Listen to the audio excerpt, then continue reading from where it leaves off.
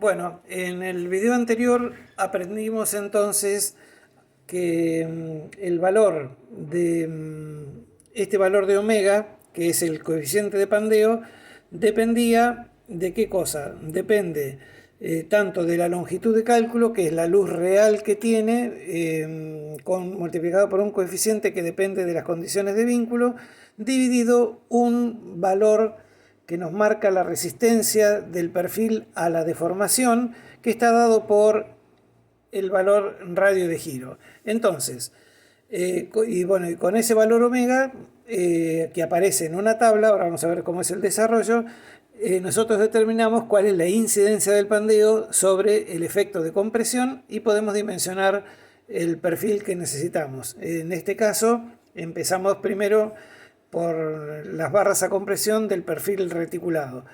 Entonces, vamos a dimensionar primero en acero, después veremos cómo se dimensiona en madera. En acero, nosotros tenemos una tabla de los coeficientes omega que oscila en un valor mínimo de valor 1 hasta un valor máximo que se da cuando la esbeltez lambda, que ahora vamos a ver qué es 150, entonces el valor de omega máximo es 427.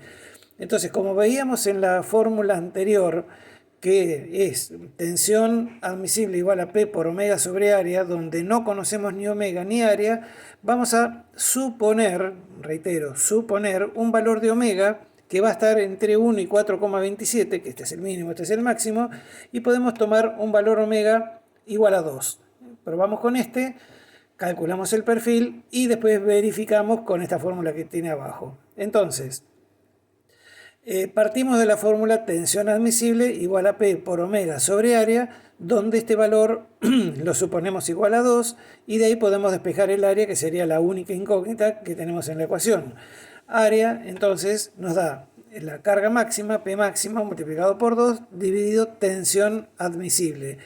Este número, si nosotros ponemos en kilos la carga P y la tensión admisible en kilos sobre centímetros cuadrados, el resultado va a estar en centímetros cuadrados.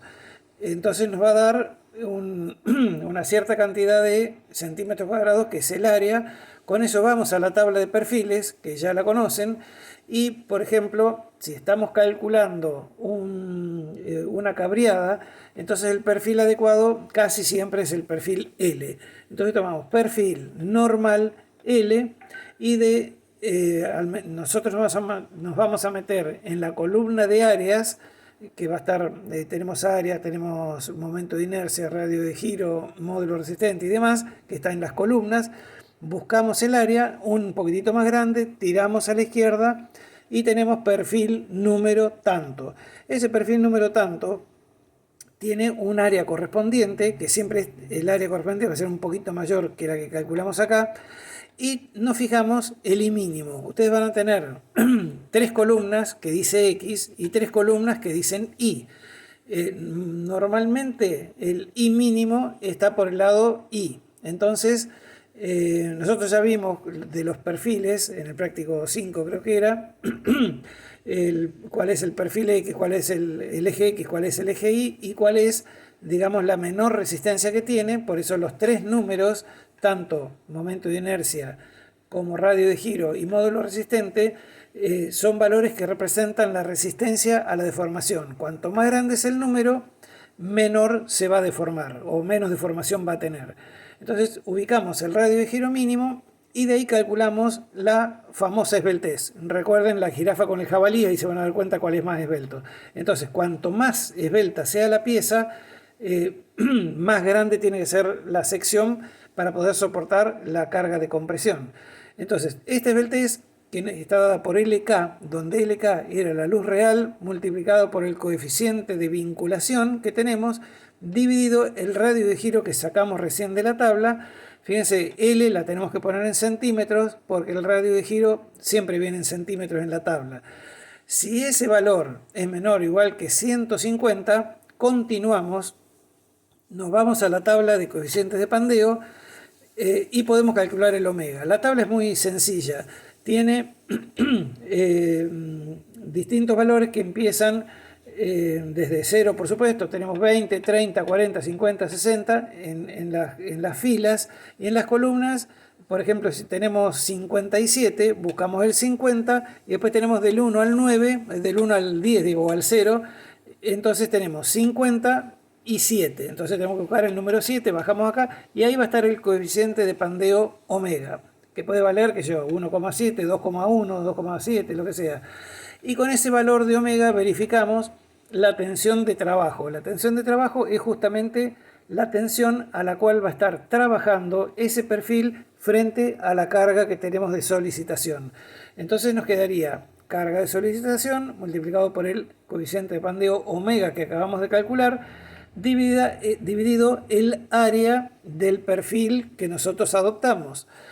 Ese valor, si esta tensión de trabajo nos da 1248, por ejemplo, sabemos que va a ser menor o igual que 1400, por lo tanto el perfil es el adecuado.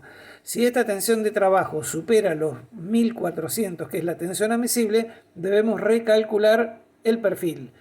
También se debe recalcular si este valor es bastante inferior a este. Imagínense que este valor nos dio 438, por ejemplo, es menor que 1400. ¿Sí? Por supuesto que va a andar el perfil, pero digamos es un desperdicio importante de material, que es carísimo el hierro o el acero. Entonces buscaríamos un valor un poquito más grande. O sea, si este valor es muy menor respecto de la tensión admisible, ¿qué quiere decir? Que estamos sobredimensionando el perfil que habíamos adoptado. Entonces, porque todo eso se debe a que dijimos que esto es por aproximación, porque estamos suponiendo un omega igual a 2. Entonces, si este valor es muy mínimo, en vez del perfil número 60 que habíamos calculado, le vamos a poner un 80 o un perfil 100. Si este valor es mucho más grande o bastante más grande que la tensión admisible, es al revés. Nos quedamos cortos, o sea que el perfil que teníamos 40 tenemos que aumentarlo, bien digo, un poco más para que pueda servir. En el caso anterior, perdón, si este número es muy chico, respecto de esto quiere decir que estamos sobredimensionando. Entonces el perfil 80 tenemos que reducirlo a 60 o a 40, perdón. Entonces, para completar y no nos confundimos, si este valor es muy chico, quiere decir que el perfil que adoptamos es muy grande, entonces hay que reducirlo. Si este valor es muy grande, quiere decir que el perfil es muy chico, entonces debemos aumentarlo para poder llegar a un valor muy parecido, muy parecido a la tensión admisible. Entonces, vamos a ver en este ratito que nos queda, son 8 minutos, tenemos un poquito más. ¿Qué pasa si cuando nosotros calculamos la esbeltez con el radio de giro que habíamos calculado de acuerdo con la tabla que habíamos sacado de la tabla de perfiles? ¿Qué pasa si esa esbeltez nos da mayor que 150? Entonces, si nos da mayor que 150, lo que tenemos que hacer es adoptar el valor de 150.